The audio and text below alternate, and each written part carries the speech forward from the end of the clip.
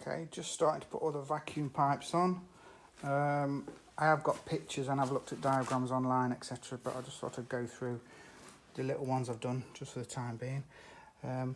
So the vacuum, that's the vacuum one, and then that's the retard one that pulls it off. The vacuum one goes along here. I've rotated it this way, which I think is where it was before. So on the back of the sort of throttle body, so yeah, you can see it's that one there. There's three connections. Two are slightly bigger, and then this is a small vacuum size one. This is the one that goes to the vacuum advance, the vacuum side. And then on the retard side, which is just under here, that goes to the front side.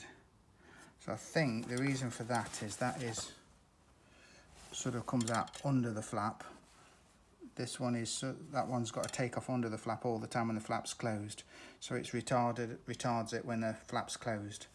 And then this one is sort of, as soon as the throttle's opened, it gets some vacuum. I believe that's how it works. I sort of looked online at some pictures and that sort of corresponded with my pictures I've got.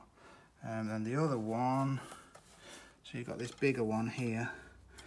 I've just used sort of 6mm fuel pipe, which seems to be, it did have like a shaped pipe, but it just pushed on. It wasn't tight. Now this is sort of 6mm petrol pipe, and it flexes quite, it doesn't kink when you bend it, so I've got it a bit longer than it was previously so it doesn't kink.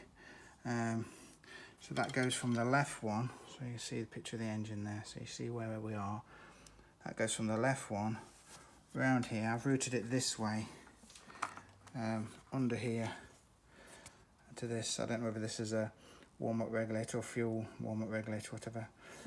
It did originally come sort of this way, with quite a bend on the pipe, which could do with this, but it would kink it a bit too much, so I've decided to run it round this way just to give it less chance of it sort of kinking and giving me trouble. They're the ones I've just put on so far. This middle one goes to the, I don't quite know what this does, but it goes to this one. This is how it was wired in before. This is the one that's blanked off, and here's one that's blanked off on the bulkhead, so I believe it goes to there, but I don't know if it's for the central lock. I don't know what that's for, but I'm just putting it back as it was. If anybody knows what this end of the pipe should go to, that would be grateful for me to know. That's how it was, and like I say, there's one on the bulkhead that runs across that's got a T-piece that's got one end blanked off, which is sort of in line with it, but that's how it was before. So yeah, if somebody knows the answer to that, that'd be helpful. I think this oil pipe goes to there, that one goes to there, I believe, and these are the other pipes. I've got a big box of pipes down there. I'm trying to replace as many as I can, but it just depends. Some of them I'm going to reuse. If they're shaped pipes and stuff, I might have to reuse them, or you know, make different pipes up. But yeah, so far that's as far as we've got.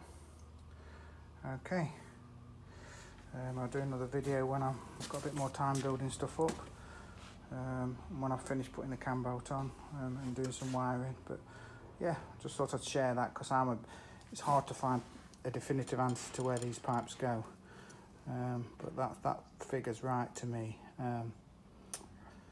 Like I say, this one I'm going to run to an oil catch can anyway, probably. I'm going to put it back as original for now, but I will put a catch can in it. Okay, that's it for now.